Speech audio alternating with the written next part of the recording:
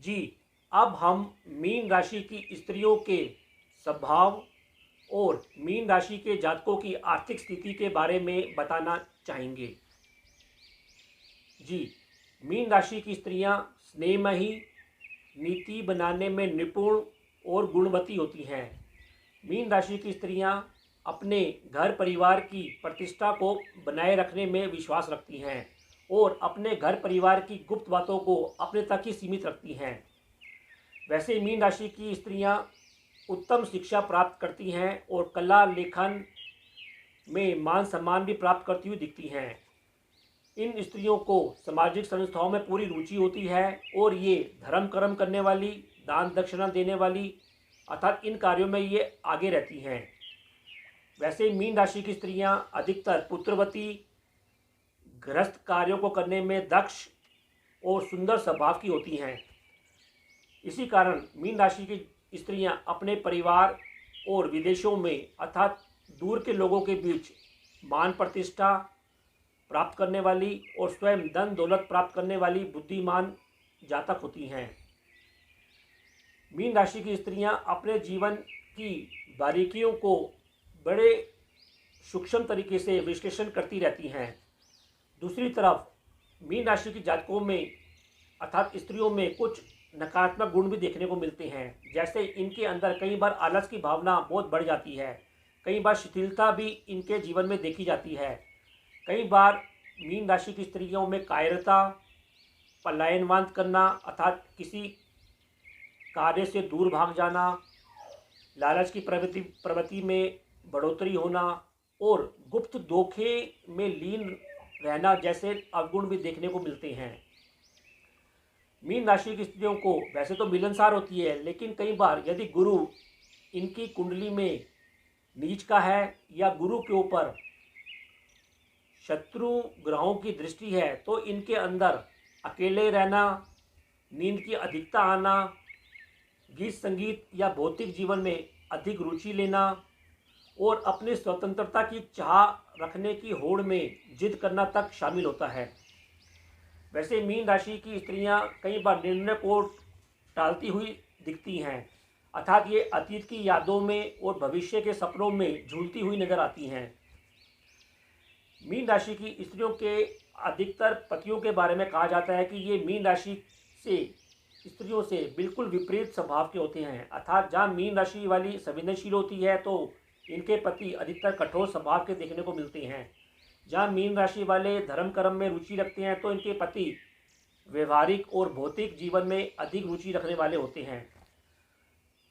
खैर, वैसे भी ज्योतिष में कहा जाता है कि किसी भी जातक का सातवां घर उसके पति या पत्नी को रिप्रेजेंट करता है, जो हमेशा उसके विपरीत स्वभाव का माना जाता है। जी, मीन राशि की स्त्रियां हमेशा अपनी संतान की चिंता में भी लीन रहती हैं, ऐसा देखा जाता है। और मीन राशि वाली स्त्रियों का अधिकतर खर्चा अपनी संतान के ऊपर, अपने परिवार के ऊपर होते देखा जाता है। ऐसा भी देखा जाता है कि मीन राशि की स्त्रियों को अपनी संतान की ओर से कुछ कष्ट देखने को भी मिलते हैं, लेकिन अंततः ये अपनी बुद्धिमानी से, अपने अतीत से सीखकर इस क्षेत्र में अपने आप को पुनः स्थापित कर लेती हैं, अर्थात इस परिणाम वाले नुकसान को ठीक कर लेती हैं। मीन राशि की स्त्रियां चूंकि ईश्वर से डरती हैं, इसलिए जीवन में कभी कठोर कदम नहीं उठा पाती हैं। और ऐसा भी देखा जाता है कि मीन राशि वाली स्त्रियां अपने दिल की बात खुले तौर पर अपने घर परिवार में नहीं कर पाती हैं। इसी कारण ये अपने मन के अंदर रखे गुप्त विचारों को पूरा करने के लिए जिद का सहारा लेती हैं, जिसमें ये अक्सर अपयश का कारण भी बनती हैं। कुल मिलाकर यदि मीन राशि की स्त्रियां अपने गुरु को पॉजिटिव वेज में रखें तो ये समाज के लिए, अपने परिवार के लिए, स्वयं इनके लिए काफ़ी शुभ रह सकता है। जी, अब हम मीन राशि वाले जातकों की आर्थिक स्थिति के बारे में बताना चाहेंगे। वैसे तो मीन राशि वालों जातकों की आर्थिक स्थिति प्रायः अच्छी रहती है, क्योंकि इनके एक से अधिक कार्य करते हुए इनको देखा गया है, अर्थात इनकी आय का स्रोत एक से अधिक माध्यमों से होता है। ये खुले दिलों से लोगों को आर्थिक मदद करते हुए भी देखते हैं, अर्थात मीन राशि के जातक खुले दिल से दूसरे जातकों की धन की और शारीरिक रूप से मदद करते हुए देखा जाता है। लेकिन अत्यधिक अस्थिर स्वभाव के कारण कई बार ये अपने काम धंधों में बहुत ज़्यादा परिवर्तन करते हैं। उस कारण कई बार ऐसा भी देखा जाता है कि ये अपने काम धंधों को लेकर फेल होते हुए भी नजर आते हैं। वैसे मीन राशि के जातक चूंकि इनके स्वामी ग्रह होते हैं गुरु, अतः ये नौकरी और व्यापार, विशेषकर नौकरी में अधिक सफल होते हुए देखे गए हैं। नौकरी के क्षेत्र में ये अधिकतर प्रोफेसर, टीचर, सलाहकार, वकील, जज, काउंसलर, पंडित, पुरोहित जैसे कार्य करते हुए देखे जाते हैं। इसके अतिरिक्त अपने निजी व्यवसाय में ये लोग कपड़े के व्यवसाय करते हुए, अभिनेता, गीत संगीत, फिल्मों का डायरेक्शन देते हुए, समाज सेवक, ज्योतिष का कार्य करते हुए अधिक देखे गए हैं। इसके अतिरिक्त ये पत्रकार, लेखक और चूंकि मीन राशि एक जल तत्व की राशि है, अतः ऐसा भी देखा गया है कि जलीय पदार्थों का ये अधिक से अधिक व्यापार करते हुए देखे गए हैं और उसमें ये सफल रहते हैं। जी अब हम मीन राशि वाले जातकों के अन्य राशि के जातकों के साथ सामान्य संबंधों और उनके जीवन में आने वाली समस्याओं को दूर करने के ज्योतिषीय और कुछ प्रैक्टिकल उपायों के बारे में बताना चाहेंगे, जिसको कर मीन राशि के जातक अपने जीवन को अधिक सफल और संतुलित कर सकते हैं। मीन राशि के जातकों का मेष राशि और वृश्चिक राशि के साथ संबंध सामान्य रहते हैं, लेकिन ये दोनों राशियां इनके भाग्य निर्माण के लिए काफ़ी मददगार हो सकती हैं। वृष और तुला के साथ मीन राशि का कुछ संघर्ष, पराक्रम में कुछ असहयोग देखने को मिलता है। वजह मीन राशि के स्वामी जहाँ गुरु होते हैं, वहीं वृष और तुला राशि के स्वामी शुक्र होते हैं, अर्थात एक गुरु के देवता हैं और एक राक्षसों के देवता हैं, अर्थात इनमें असहयोग की भावना अधिक देखने को मिलती है।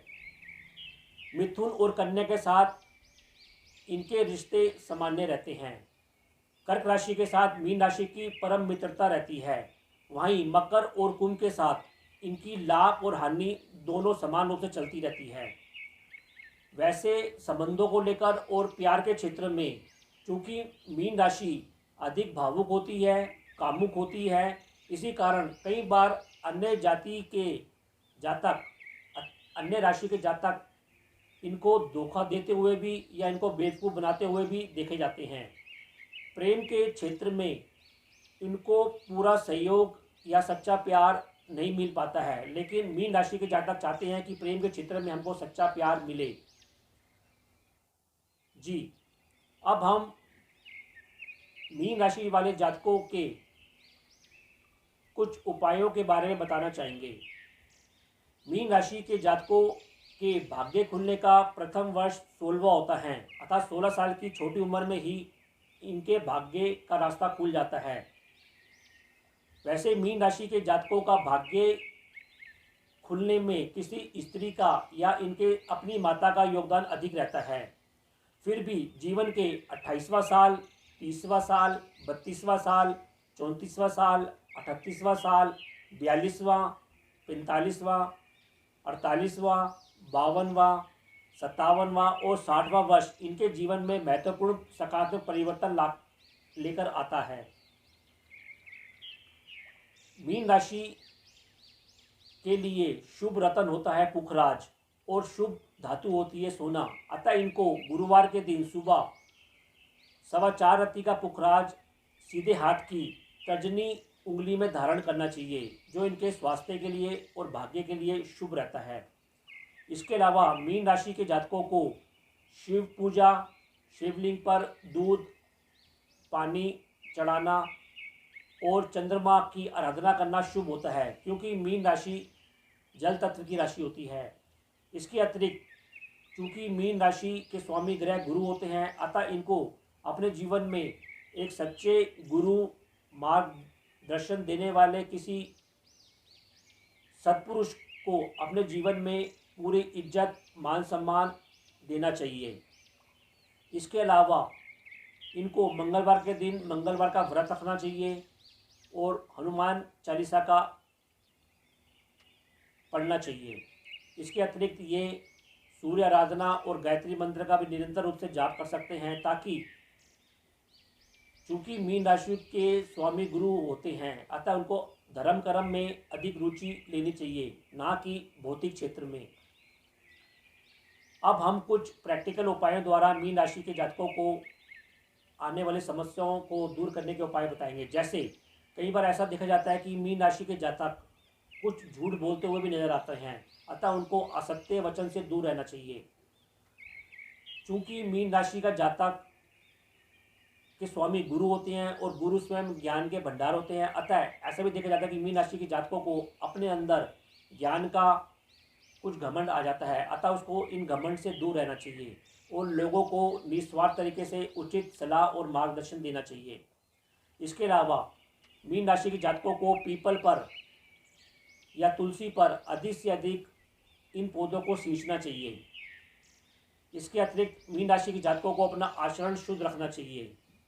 इसके अतिरिक्त मीन राशि के जातकों को अपने पिता, दादा या किसी गुरु समान व्यक्ति का आदर सत्कार करते रहना चाहिए। और हाँ, अपने घर के वातावरण को, विशेषकर आंतरिक वातावरण को शुद्ध करने का प्रयत्न करना चाहिए, अर्थात अपने घर को साफ सुथरा रखना चाहिए।